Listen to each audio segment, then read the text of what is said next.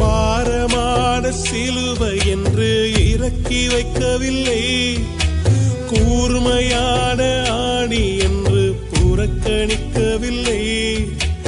பாரமான சிலுவை என்று இறக்கி வைக்கவில்லை, கூர்மையான ஆணி என்று புறக்கணிக்கவில்லை.